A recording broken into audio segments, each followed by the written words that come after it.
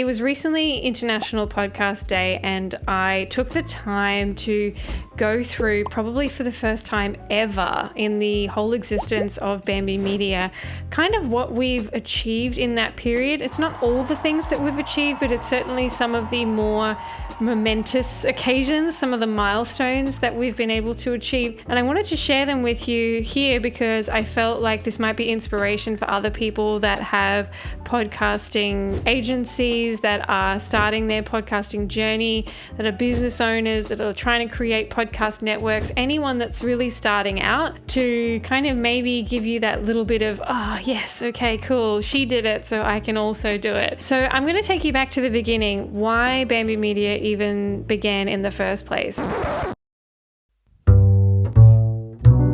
For me, it was really out of necessity. So prior to this business, I was a musician and a songwriter for probably about a decade.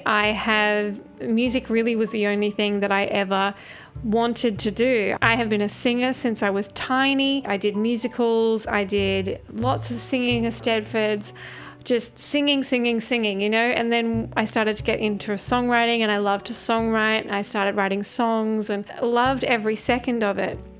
Then I went on to Australian Idol when I was 21, I think, and auditioned for that year because I found out that you could sing your own song. And so I sang this song called Jacqueline, which is a song I wrote about two people that lived next door to each other and hadn't ever told each other that they liked each other. And that song really resonated with people. It got me through the judging panel. I, made it into the top 12. There were 35,000 other people that tried out, and I made it into this TV show, which was insanity. Like, it was just the craziest thing. I can't actually even believe that it was me that did that. It feels like a completely different life, and yet it was me, in fact, that did all those things. I had a driver. We lived in a mansion. I had a chef, publicity all over the place, paparazzi. I was in magazines, on radio shows, all this stuff. That was a time in my life that was really cool, but also really, really stressful, because being on a TV show as a musician, which they didn't treat you like musicians, they didn't really treat you like songwriters, they treated you like you were on a reality TV show. And so it wasn't really in the best interest of the artists how they actually formed that show. You didn't get a lot of rehearsal time. In my case, I'm completely deaf in one ear. And so I had a few arguments with the producers of the show because they didn't give us any in-ears. They didn't give us audio in our ears. And for me, that's a real problem. I mean, I can't walk around the stage like other people and have monitors that I can listen to. If it's too far away and all the sound comes in and I have one ear, it's very hard for me to pitch. I can't get my pitch if I can't hear the rest of the sound and the band. So I really struggled with that program because I felt like I was gypped a little bit as far as it not being about the performer, it not being about the musician. It was about the judges and being about the show in general. So that at the end of that show, I made a lot of wonderful friends. I loved the experience from that perspective. And then when I came back home, I was a little bit almost agoraphobic for a while because you couldn't go anywhere. There was just people everywhere that knew what you looked like. You couldn't go to the grocery store without people wanting your signature or staring at you weirdly when you're looking for some apples. It was crazy. It was really, really weird walking down the street and you had these kids just looking up at you oh. And this was a time before social media really even, there was sort of Facebook was just kind of starting to get going, but there wasn't really much else going on. So there wasn't streaming channels. We had millions of people tuning in to the TV show, and so you were really recognized everywhere. So I did that, and I'm glad I did it, and it taught me a lot. And then from there, I had also been doing a audio production degree at the Conservatorium of Music. Through that period, I fell in love with audio recording. So I worked in a lot of different recording studios when I was working on my album, and I met a lot of people through that. I love the actual production of music, obsessed with microphones, like that side of things to me, just the technicalities, the way things sound, the effects that you could use, the plugins, what the EQs and the compressions and all these things was stuff that I just loved. So when I finished on Australian Idol and I came back to sort of real life, I put together this album that then I released with the help of Brendan Anthony, who is a fantastic producer, and that was great, you know. And then I got that music featured on film and TV. I got it featured in NBC, CTV, Foxtel. There's some of it on 9 Now as well. I had it featured on an Adidas online campaign, short films, all things, like just a bunch of stuff happened through that period, which was really cool. As an independent artist, it was really cool to be able to achieve all those things, of which I still get royalties for today, which is really nice. It's not a lot of money, but it's still that little like, oh yay, that little bing that you get when you get that little sort of notification, which is fun. So I continued to do that. I did a lot of touring. I gave back to the community a lot. I went out and I helped rural communities write songs and put together an album through a Songs of the Surat program, thanks to Q Music. Then I released another album called On So It Goes, which I produced completely on my own and then had it mixed by Brendan and mastered by Sterling Sound over in the US. And that was a project that was a labor of love, something I was really passionate about doing. Just doing it all myself was really cool, and recorded a lot of that in my home studio. So then I learnt those skills of how to record at home, how to use isolation booths, how to use different microphones and put them together with a setup that was achievable for people to do without having to go to a big studio. So I recorded that whole thing myself. I had a big album launch for that. I had a string quartet and a grand piano and beautiful backup singers and all the things. And I was pregnant at the time. I was 5 months pregnant with my first child with my husband. Through all that period, my husband was also doing degrees and he was studying to become a doctor. And then he eventually finished that degree, and then we had to move. And by then I had a child who was 13 months old, something like that. And we had to move up north. That was probably one of the worst years of my entire life. It was so hot. Cairns is where we moved to. It's a beautiful place, like where the sort of rainforest meets the ocean. There's really nowhere that I found that's as special as that as far as how it looks. But it was so hot, so humid, and I hated it. I really, really hated it. I was isolated from my friends and family.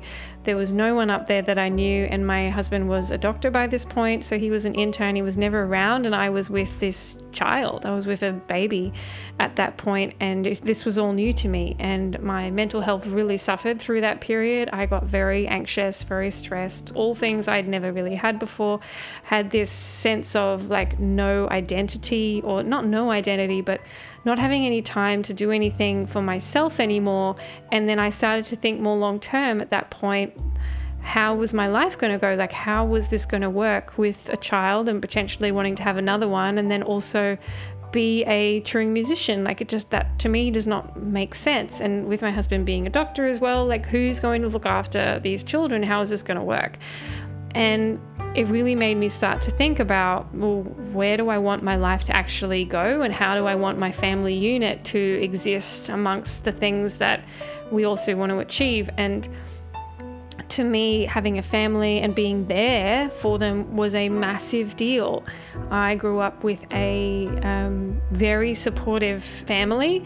Mum and dad were just amazing. My dad is an entrepreneur himself though, and was just very rarely around. He often worked 7 days a week, very long hours, and I didn't want that for my children. I didn't want to be an entrepreneur or a person that wasn't around. It was very important for us to have a unit where I felt like I could be there to pick them up, to drop them off, to have those little chats with them when things were going wrong, and do all of those things. So I wanted to try and find some way of building that for myself.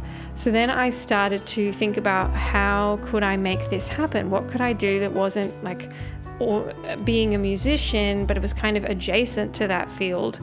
And I put myself on Upwork as a audio editor because I'd been doing some transcription work through rev.com just because I love to type. I was just sort of typing stuff and, doing that in naps and listening to things. And then one day I started editing, I started transcribing this thing called a podcast. And I was like, what the hell's a podcast? I'd never heard of it at this point. This is quite a long time ago now.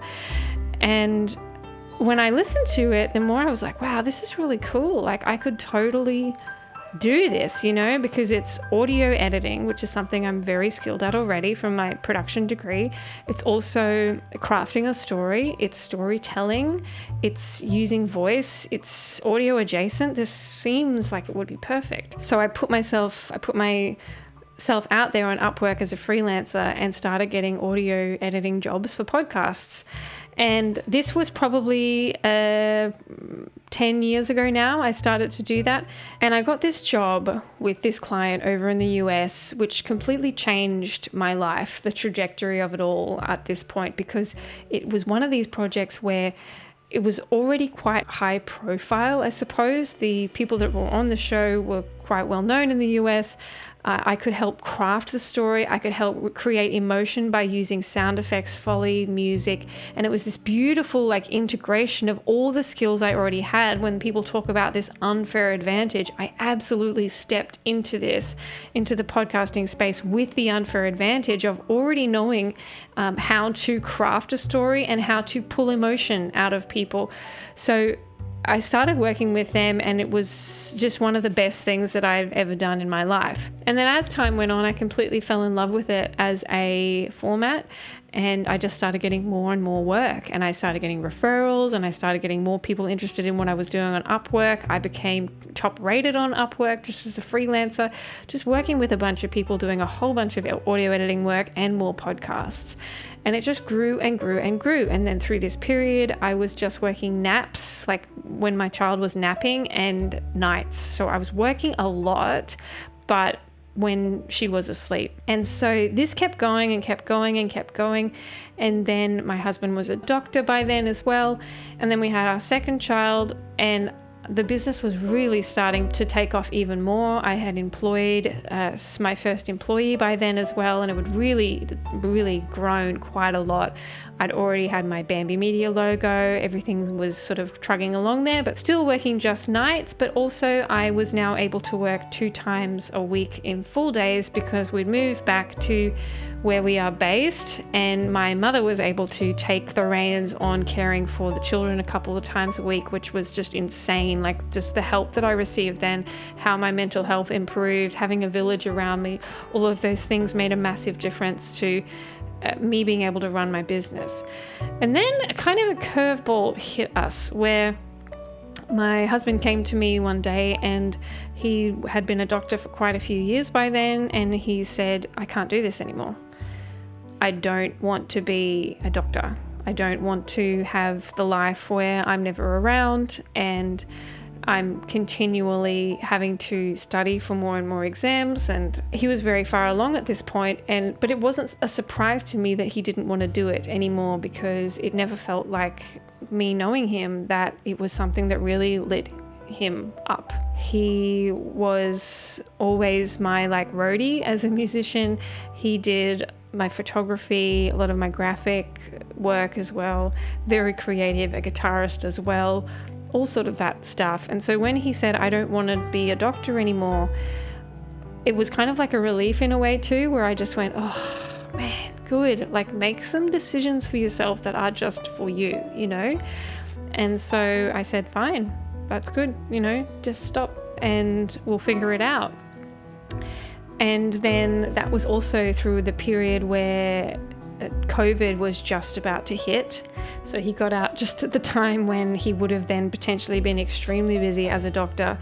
And then the business really took off after that. I wasn't having to do so much kid stuff. I was able to then work and transition more into a full-time role, and it grew so quickly once I was able to really take the time and the reins to do that. And I had said to him, well, cool, you're going to be the stay-at-home dad now. That's awesome. He wanted to do that. But then very quickly through that, he looked at what I was doing, especially on the graphics side, where it was not something I was very good at, but it was something that the clients wanted and that I could do good enough. He then realized, like, actually, I think I should help you. I could take this area on because it was something he was very skilled at. So it quickly transitioned to him being a stay-at-home dad and me working, to then us both working, to then having children that were then always home because of lockdown during COVID. And then by then we had 2 other employees and the business was insane. It was very busy. Through that period, we took on a lot more clients just because everyone wanted a podcast, but we could handle it. The capabilities we had were there. We hired more staff. We did more. It continued to grow. And it was a lot of referrals. We have never marketed our business ever, as far as like, I've never spent money on advertising to advertise our services.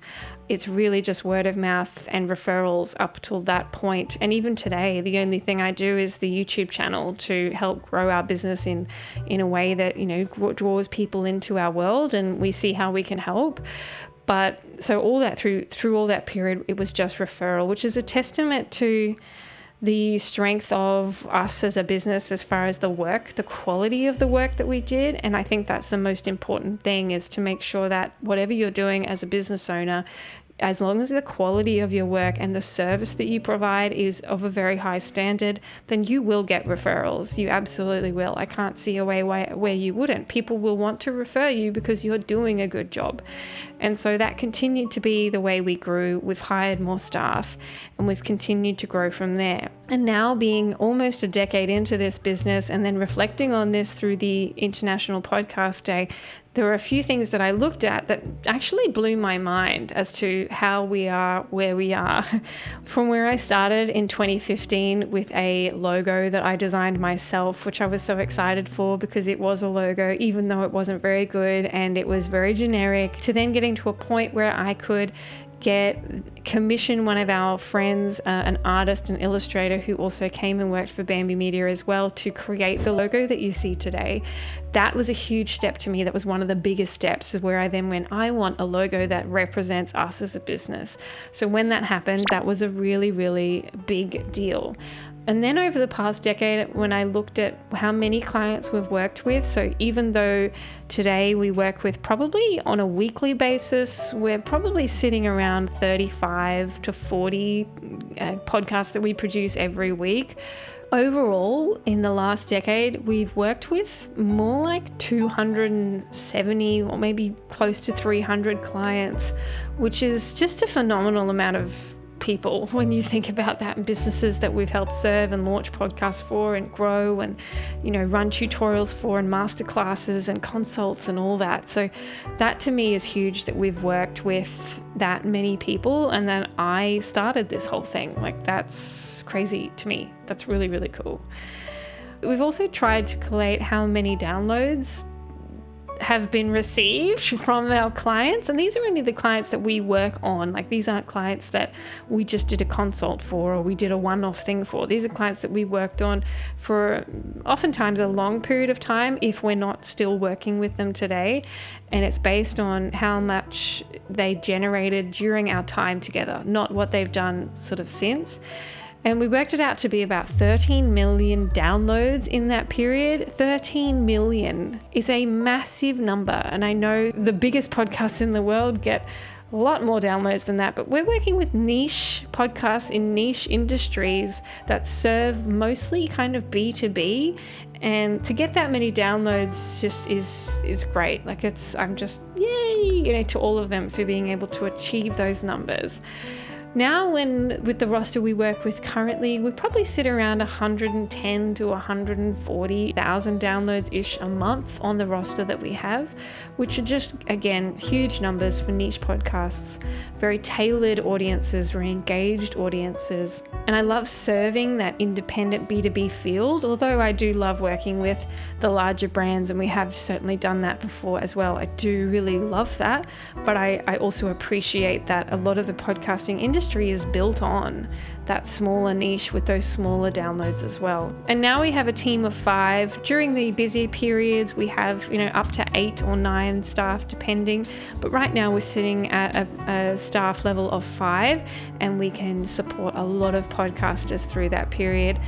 I have this YouTube channel that I'm growing, and I'm close to getting to that 1,000 subscribers, which is something that I've just so been enjoying doing, just seeing how it goes for us, because again, we're very niche topics. I love talking about microphones. A lot of what I talk about is putting microphone, battling them against each other, software tips, tools, tricks, things for podcasters, and growing that channel to me is such a good time. Responding to all your comments is something that just gives me so much joy. So keep doing that. Let me know what you thought of this video as well. It's just me talking to you about how I got to where I am, the very long process that it has taken. And I want you to think about that. If you're just starting your journey and whatever it is, whatever business you're doing, it's not something that is going to happen quickly, and you're going to have to leverage your prior skills. That's probably the quickest way to getting somewhere, is if you have prior skills in something, how can those skills be transferred into something else? If you're trying to build a business and you've got skills somewhere, try and bring them into the new thing so that you're not starting from super low bottom, the very bottom. But how can you incorporate things? And people talk about that unfair advantage all the time. What is your unfair advantage, and how can you incorporate it? Because I don't think that, me being a musician before and then not doing that anymore, I don't feel like that is a waste at all. I feel like it's leveraged where I am now, and I'm still going back to music. I'm working on a new slate of material at the moment, but I just want you to know that even if you let something go, firstly, you never have to let it go completely, and secondly, how can you use those skills to piggyback onto something that may be better suited to your life, where you want to go with things as well. That's it from me. I hope you liked that, and I'll chat to you again soon.